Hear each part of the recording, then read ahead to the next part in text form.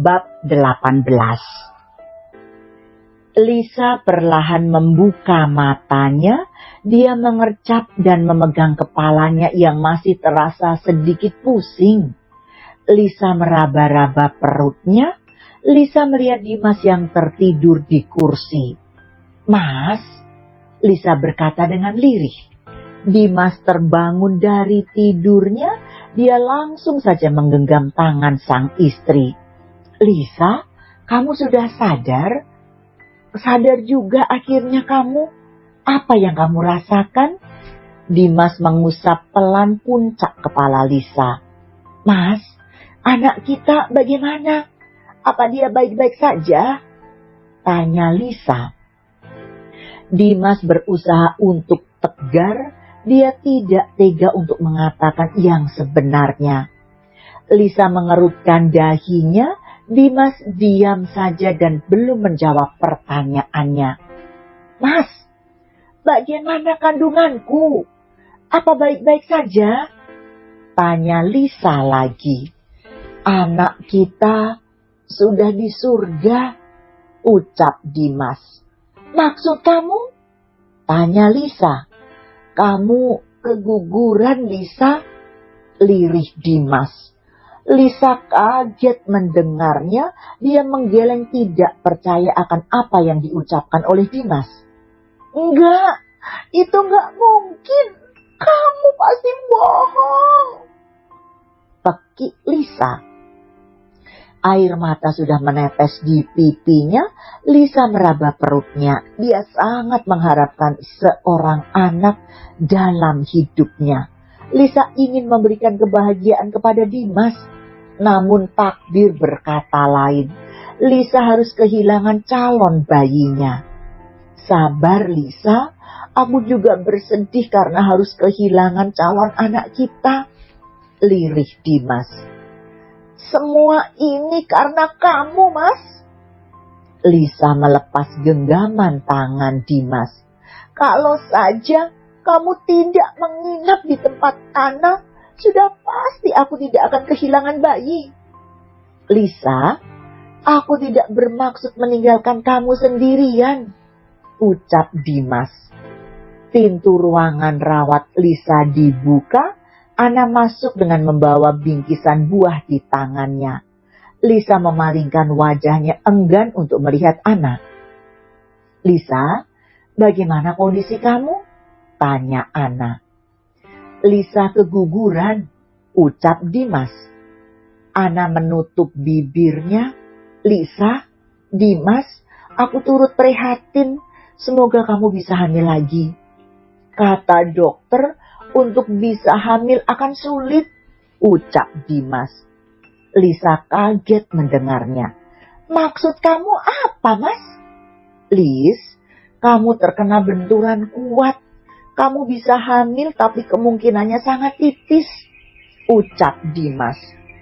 "Kasihan sekali kamu, Lisa," ucap Ana. "Ini semua karena kamu, Ana. Kamu yang membuat Dimas bermalam di rumahmu," hardik Lisa.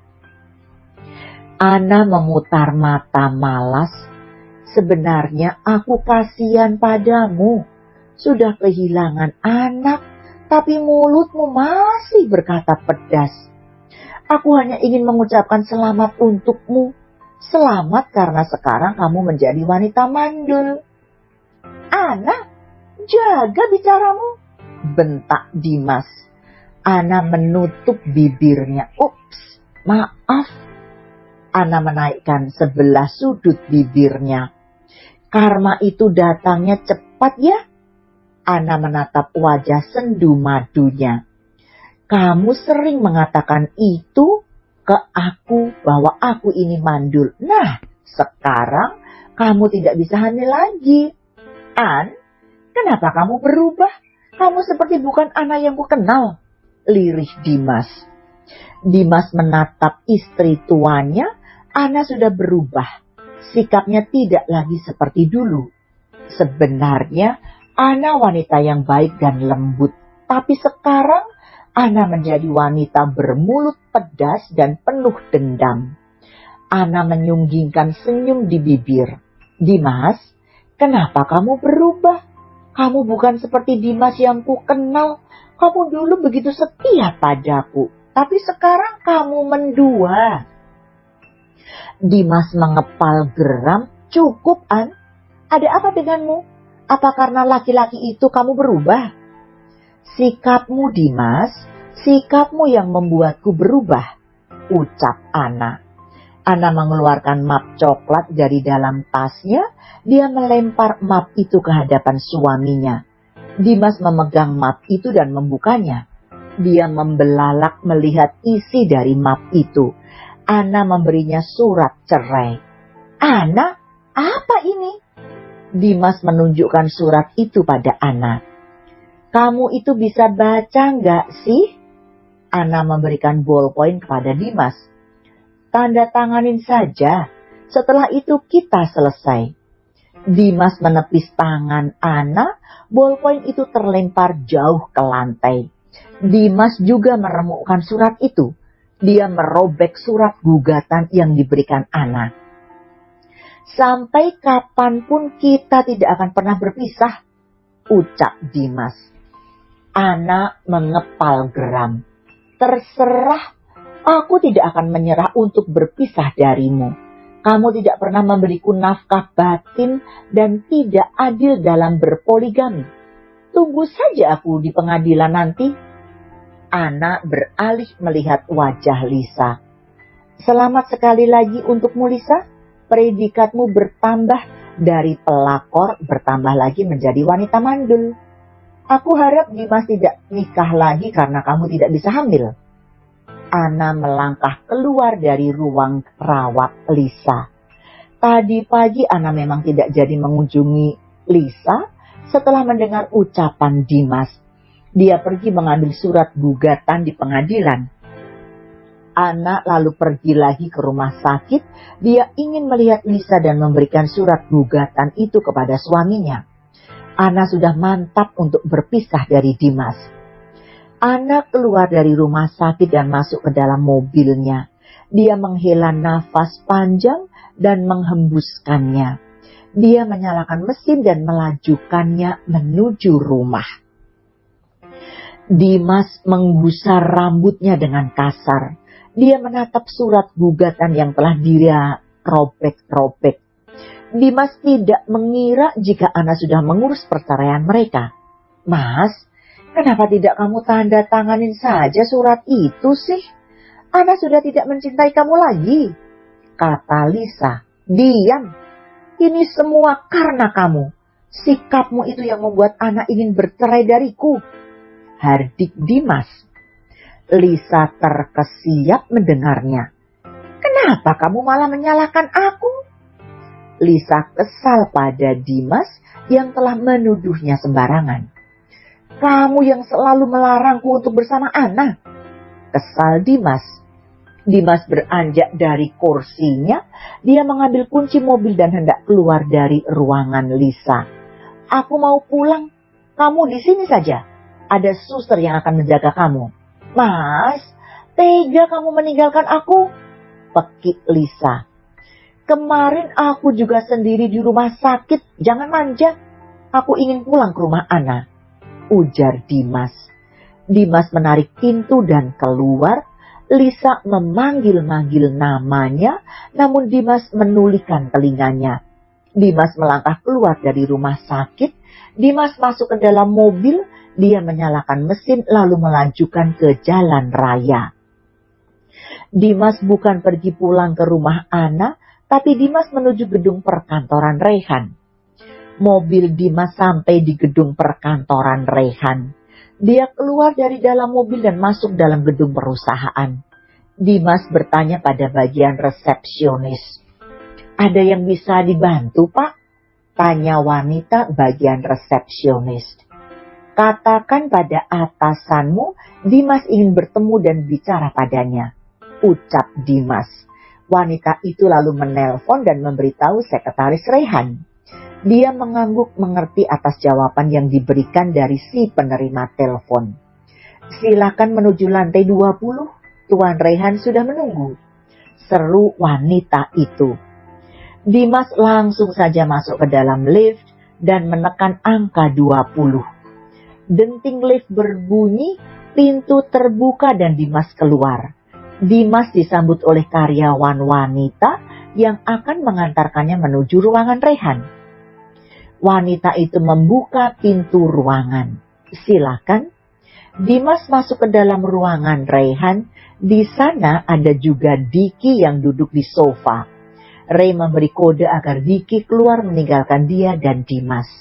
Diki mengangguk setelah tahu arti dari kode yang Rehan berikan. Diki memberi tatapan dingin kepada Dimas. Namun Dimas membalas tatapan itu dengan tajam. Duduklah, ucap Rehan mempersilahkan Dimas untuk duduk. Rehan terlihat tampak sangat santai akan kedatangan Dimas. Tidak perlu, aku kesini bukan sebagai karyawan dari perusahaan. Aku datang kemari sebagai suami dari seorang wanita bernama Ana, ucap Dimas dengan tatapan tajamnya. Ray menyunggingkan senyum di bibir. Dia beranjak dari kursi kebesarannya. Ray merapikan jas yang melekat di tubuhnya. Ray dan Dimas saling berhadapan. Kalau begitu, aku juga bukan seorang pemimpin perusahaan. Aku adalah Rehan, seorang pria yang mencintai wanita bernama Ana, ujar Ray. Dimas geram mendengarnya. Dia mengepal kedua tangannya. Apa kamu tidak punya rasa malu? Ana itu sudah bersuami. Kamu malah berselingkuh dengannya. Ray terkekeh. Ana itu janda. Setiap malam dia hanya sendiri. Ana itu tidak punya suami. Ana itu istriku. Kamu pasti sudah tahu itu. Apa kamu itu kekurangan wanita? Istri orang saja kamu kejar. Hardik Dimas. Istri. Rehan malah tertawa. Mana ada seorang suami yang tidak pernah meniduri istrinya? Anak itu hanya punya kekasih, dan kekasihnya itu adalah aku. Ray menunjuk wajahnya sendiri. Dimas semakin kesal mendengarnya.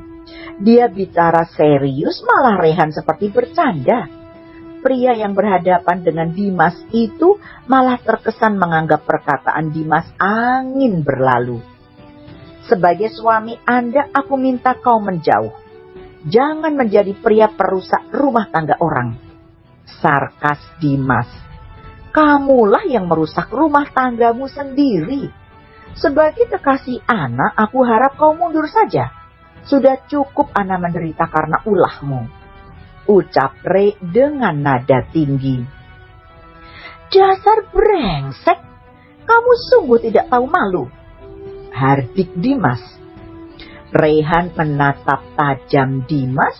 Dia sudah emosi karena ucapan kasar dari rivalnya itu.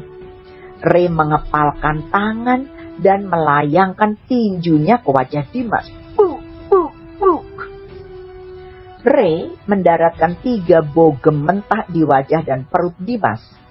Darahnya sudah mendidih karena ucapan dari Dimas.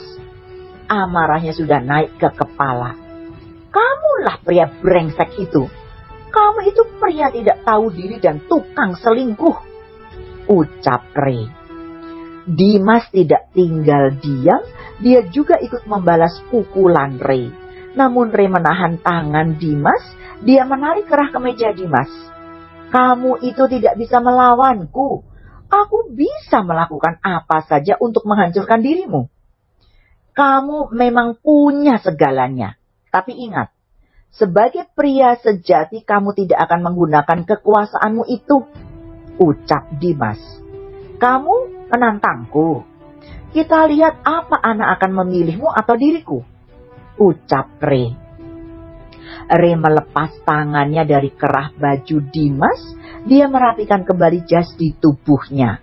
Dimas mengelap sudut bibirnya yang berdarah. Aku tidak akan membiarkan kamu mendapatkan anak. Kamu tidak akan pernah bisa mendapatkan istriku, ucap Dimas dengan menunjuk wajah Ray. Dimas keluar dari ruangan kantor Ray dengan wajah babak belur. Para karyawan Rehan memperhatikan Dimas yang tengah berjalan. Mereka bertanya-tanya akan apa yang terjadi antara Dimas dan atasan mereka. Dimas keluar dari gedung perkantoran. Dia masuk ke dalam mobil. Dimas meringis sakit saat menyentuh wajahnya. Rehan benar-benar memukuli dirinya. "Sial, pria itu sangat keras memukulku," gerutu Dimas. Dimas melihat kondisi wajahnya pada kaca spion dalam mobil. Bibirnya sudah berdarah, pelipisnya juga terlihat memar. Dimas menyalakan mesin mobil dan melajukannya ke jalan raya. Ray menghancurkan semua barang yang terlihat di matanya. Dia meluapkan emosinya dengan menghancurkan barang-barang itu. Ray kesal karena tidak dapat berbuat apa-apa. Status Anna lah yang menyebabkan itu semua. Ray terengah-engah, nafasnya naik turun karena emosi di dalam dadanya. Ray mengambil kunci mobil, dia hendak pergi keluar menemui Anna. Diki masuk ke dalam ruangan Rehan, dia mencegah langkah kaki Ray untuk pergi. "Ray, apa ini? Kenapa kamu menghancurkan semua barang-barang?" tanya Diki. Ray menghentikan langkah kakinya. "Aku kesal, sangat kesal dengan semua ini. Aku lelah harus menunggu. Aku akan menghabisi Dimas sekarang juga." Diki menggeleng. "Kamu baru saja memukulnya. Sikapmu itu jangan kekanak-kanakan, Diki." Diki melihat saat Dimas lewat dengan wajah memar. Dia tahu pasti jika Dimas baru saja dipukul oleh Rehan. "Apa aku harus diam saja? Pria itu berani sekali menghinaku," kesal Ray. Dimas mengatakan hal yang benar. "Kamu memang tidak seharusnya merusak hubungan pernikahan mereka," ujar Diki. Ray mendelik akan ucapan Diki. "Kamu membelanya?" Diki memutar mata malas. Sepertinya dia sudah beralih profesi. Diki kini jadi penasehat dalam hubungan percintaan antara Rehan dan Anna. "Ray, di mana-mana orang akan menganggap kamu salah. Anna itu istri orang. Meski Dimas sudah menyakiti Anna, tapi tetap saja orang-orang akan beranggapan kamu itu perusak," jelas Diki. Ray akan tetap dicap sebagai perusak rumah tangga Anna. Dia sudah menjadi kekasih gelap dari Anna yang berstatus istri dari Dimas. "Dimas juga berselingkuh dan kawin lagi," ucap Rehan. "Itu bedanya kamu dan Dimas. Kamu itu hanya kekasih gelap Anna. Sedangkan Dimas menikahi Lisa. Poligami sah-sah saja," ucap Diki. "Mendengar perkataanmu, aku menjadi kesal. Aku harus apa sekarang?" tanya Ray. "Kamu harus putus dari Anna," jawab Diki. "Diki, kamu itu sungguh membela Dimas. Aku ini sahabatmu," ucap Ray kesal. "Dengar dulu, Ray. Lebih baik pisah dulu. Nanti setelah mereka pisah baru lanjut lagi," jawab Diki. Bersambung.